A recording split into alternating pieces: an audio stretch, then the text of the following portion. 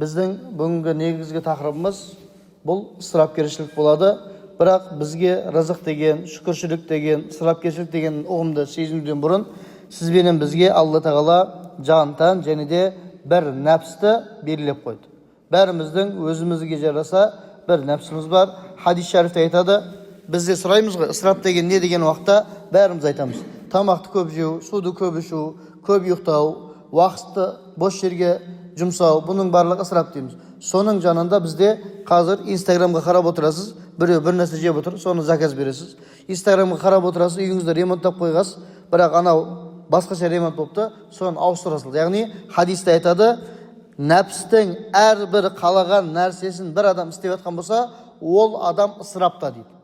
Бірден нәпсіңіздің тамақ жегені бірден тамақ жеңіз, қарныңыз ашылмай тұрып, киім бола тұра киім алу, бұның барлығы нәпстің қалаған істеу және де ысыраптың бірінші белгісі болып қалады екен, құрметті де қадірлі жамағат.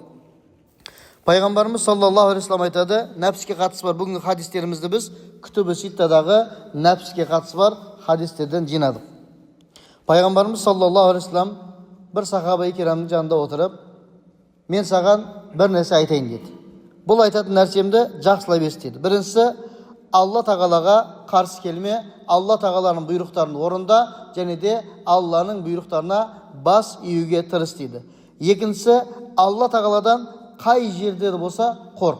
Сен дүниеде Алла Тағаланың айтқан істе, қияметте Алла Тағала саған бір қорғаушы болсын деп пайғамбарымыз саллаллаху алейхи вассалам бұйырады. Және де айтады, тоқшылықта, бай кезде, денсаулық бар кезде Алланы еске ал, жоқшылықта Алла Тағала сені танысын деп хадисте бұйырады.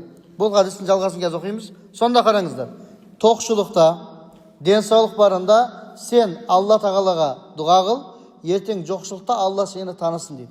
Сонда мен бай болғанда Алла Тағалаға дұға қылмасам, Алла Тағала мені кедей кезімде танымайды ма деген бір өтірік түсінік шығып қалмасын. Бұл жердегі танудан мақсат, бұл менің тоқ кезінде де ғибадат қылған, мені ұмытпаған бір құлым, соған мен жоқ кезінде де бұның дұғасын көбірек қабылдаймын дейді. Бізде мынандай мәселе бар, көлік алсақ, үй сатып алсақ, жер алсақ, немесе бір перзенті болсақ, біздің ана жора жолдастарымыз шығады, бірден бүйтіп айтады, Рамазан жумайсың ба дейді. Болды. Бұл жумайсың ба деген сөз, құрметті де қадірлі жамағат, бізге мынау совет уағынан келген бір әдет. Бір нәрсені жуу деген сөз, біздің қазақтың тілімен айтқанда, сол нәрсенің атынан ішу деген сөз болады. Бір нәрсені біреуге мәжбүрлетіп жуғызу халал емес, жақсы нәрсе емес. Бізде ихсан деген нәрсе бар, Құдай тамақ деген нәрсе бар, шүкіршілік деген бар. Бұны біз қаяқтан білеміз десе, пайғамбарымыз саллаллаху алейхи вассалам қандай да бір сапарға шықса, бұл соғыс болады ма, бұл қажылық болады ма, бұл умра болады ма, сапардан келгенде туған туысқанды көруден бұрын бірінші өзінің мешітіне кіріп Мәдинада 2 рәкат нәпіл намаз оқитын болған. Бұғанда біз шүкір намазы дейміз. Сапарым жақсы өтті, Аллахым берген нығметтеріңе шүкір, міне мен келдім дейді екен. Сосын барып өзінің жалғыз қызын барып көріп, сосын барып отбасымен отырады екен. Қараңыздар. Және де бір ихсан қылатын болса, сол жердегі жетімдерге, міскіндерге жаңағы садақаларын таратып жібереді екен. Бұл жерде жуу, басқа қылу емес, бізде шүкіршілік керек екен. Дұға қылғанда да қуаныш болды ма, Алла Тағалаға біз шүкір етуіміз керек.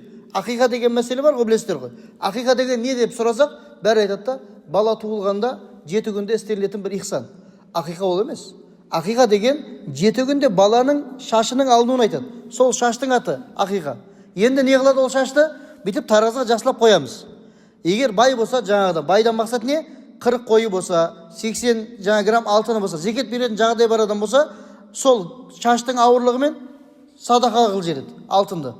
Жағдай нашарлау болса, соның күмістің ауырлығымен сол шашты ихсан қыл жібереді. Сол күні сойылған құрбандыққа ақиқа деп айтылады. Шаштың аты болады. Бұл жерде бізге не айтып жатыр Алла Тағала? Жаңағы тоқшылықта Алланы естелеп жатыр ғой пайғамбарымыз. Алланы естеу бізде осылай болады. Ұрпақ берілді ма, ақиқа қылу, бала үйленді ма, жұртқа ас беру, бір қайғы қасірет болды ма, ихсан қылып Құран оқыту, осы бізге Алла Тағаланың берген тоқшылығынан бір шүкіршілік қылу болады. Ал жуу, анау деген сөздер сізбенен біздің ұлтымызға да, салт дәстүрімізге де сай мәселе болмайды. Сонда хадистің жалғасында айтады, Алла Тағаланың жазған тағдыры белгілі дейді. Бүкіл адам баласы Саған, жаңа сахабаға айтады да пайғамбарымыз саллаллаху алейхи вассалам, саған жақсылық жасаймын деп тырысса, бірақ сенің тағдырыңда ол жақсылық жазылмаған болса, ол адамдардың бір көмегі тимейді дейді. Саған бүкіл адам баласының жамандық істеуге бір жерге жиналса, және де сол жамандықты істеймін деп жатса, сенің тағдырыңа жазылмаған болса, ол жамандықта кемейді дейді. Және хадистің жалғасын айтады, қаламның сиясы бітті, тағдыр кітабы жауылды дейді. Құрметті де қадірлі жамағат. Бұл не екен? Біздің нәпсімізді Мәулана Хазіреттер айтады, нәпсті балмен, маймен, әдемі тамақпен толтырма дейді. Сен руханиятыңды толтыр дейді. Құранмен, зікірмен, дұғамен, салауатпен дейді. Біз егер тамақты жақсы көрсек, киінуді жақсы көрсек, мұздай салқын жерде ұйықтауды жақсы көрсек, біз нәпсістің құлымен кетіп қаламыз да, не болады? Біз ысыраптардан боламыз. Құранда айтады ғой, иннаху ла юхиббул мусрифин. Алла тағала шынында келгенде ысырап етушілерді жақсы көрмейді дейді. Мұқтаждығымызда артық алған бүкіл зат сіз бен бізге, құрметті де қадірлі жамағат, ысыраптың бір түрі болып қалады екен. Бір күні пайғамбарымыз саллаллаху алейхи вассалам мешітінде отырғанда сахабаларына айтты, менің қазір айтатын сөздерімді кім өзі алып, үйреніп, амалына өткізіп, және біреу сұрайтын болса, соны үйрете алады деді. Сахабалардан біреу қолын көтерді, Алланың елшісі, сол сөзді маған үйретіңіз, мен соны өміріме кіргізем деді. Сонда пайғамбарымыз саллаллаху алейхи вассалам Алла тағаланы былай деді дейді. Бірінші, харамдардан ұзақ бол деді. Көп адам айтады да, естем, мен дейді зинаға жоламадым деп қояды. Сіз жоламадыңыз емес. Сізге Алла тағала жолайтын бір мүмкіндік бермеді. Қараңда, бізде сондай адамдар бар, ақшасы болса көп нәрсе істей алады. Көп харамды істей алады. Мен зина істемедім, мен намазханмын, менің Құдай қаласа бір күнәм жоқ деп адам мақтанбау керек. Себебі алкаш адамның жәннатқа кіру мүмкіншілігі бар, намазхан адамның тозаққа кіру мүмкіншілігі бар. Соның үшін қазіргі істеген амалмен біздің мақтануға ақымыз жоқ. Тек қана біз қараймыз. Сонда пайғамбарымыз қараңыздар, үйретіп отқан сөзді бірінші, харамдардан ұзақ тұр. Қайсы харам деп отқан жоқ. Харам деп нені білеміз? Кредит бар, зина бар, ұрлық бар, тараздан ұру бар, біреуді алдап ақшасын ап қою бар. Ана қайтыс болған жерлерде көп айтамыз. Бір әке қайтыс болды, арқасынан қызы бар, баласы бар, қыз күйеуге тиіп кеткен, әкеден қалған үйді, жайды, малды екі ағайынды бөліп алады, ана қызға ештеңе жоқ.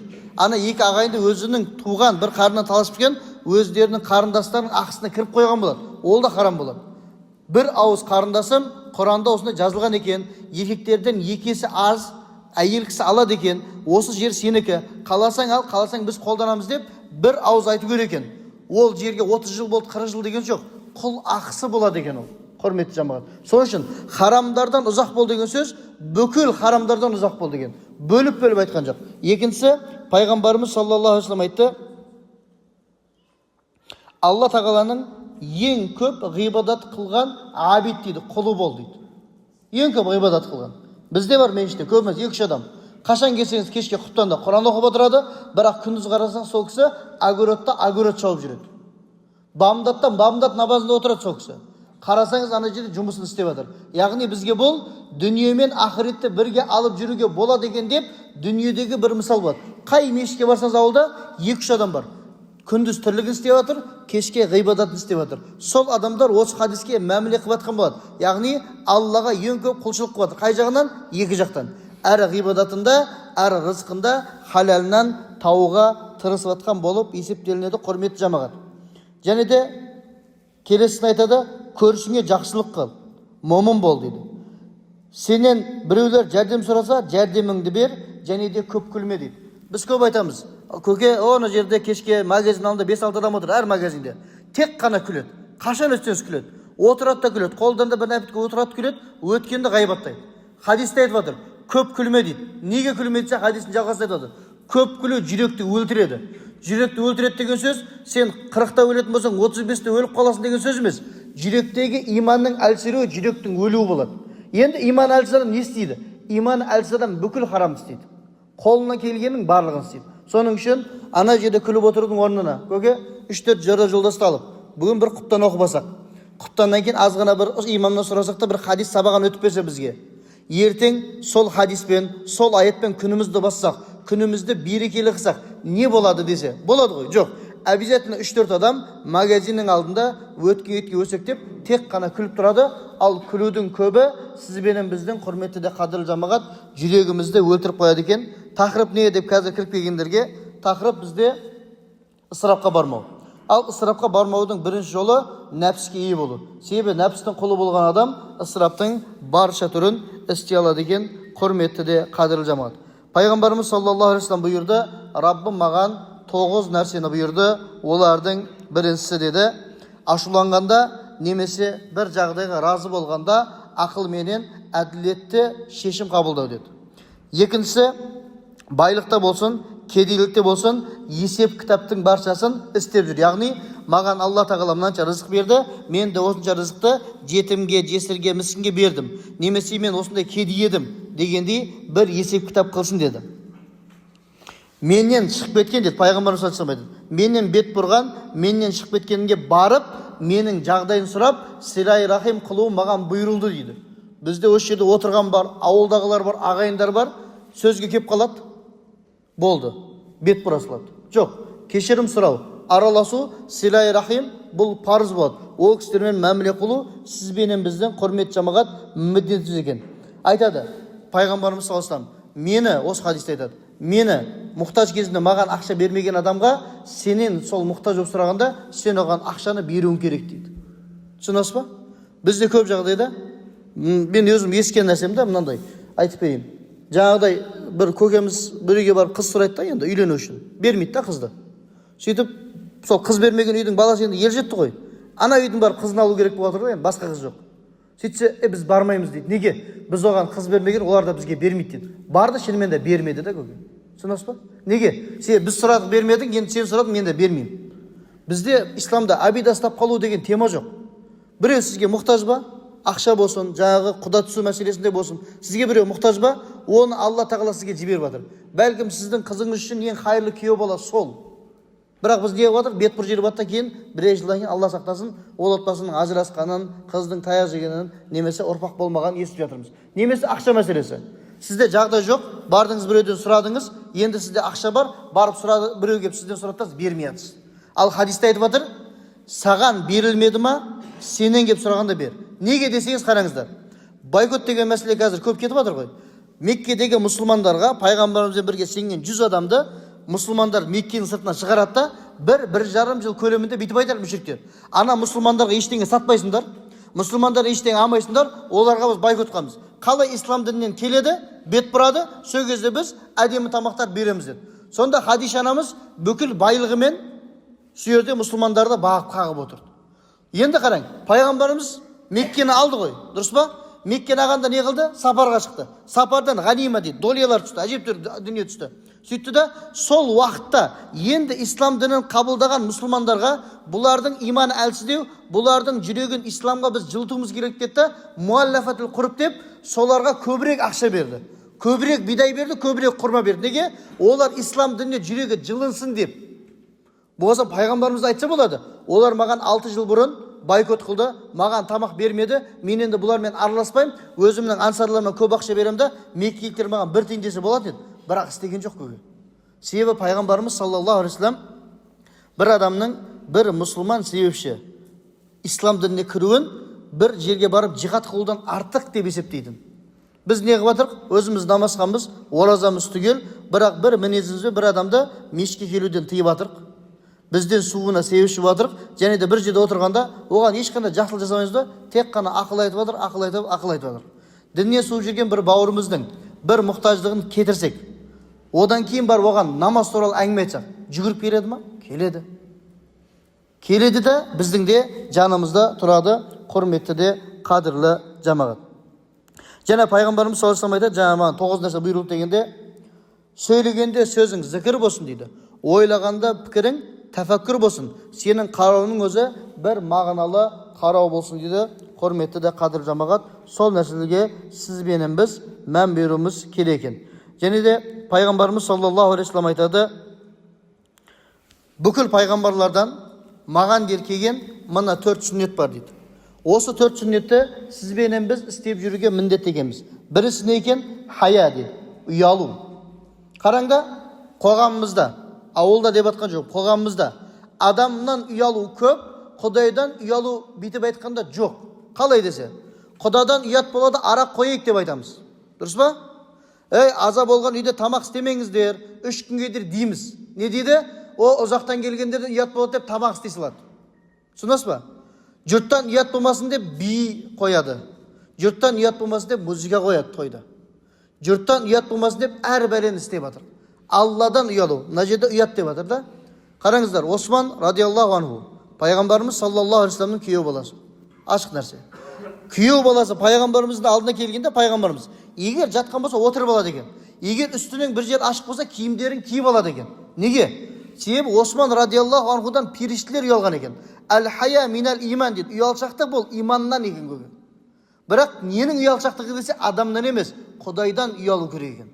Мен 30-ға келдім, денім сау, Алла тағала маған ұл перзент, қыз перзент берді, дүниені беріп жатыр. Мен неге әлі басымды сәждеге қоймай жатырмын деп, бір адам Алладан ұялмаса, жұрттан ұят деген сөзді жинастырып тастасын. Себебі біз Құдайға емес құлына, құлдық қылуға үйленіп бара жатырмыз бара-бара.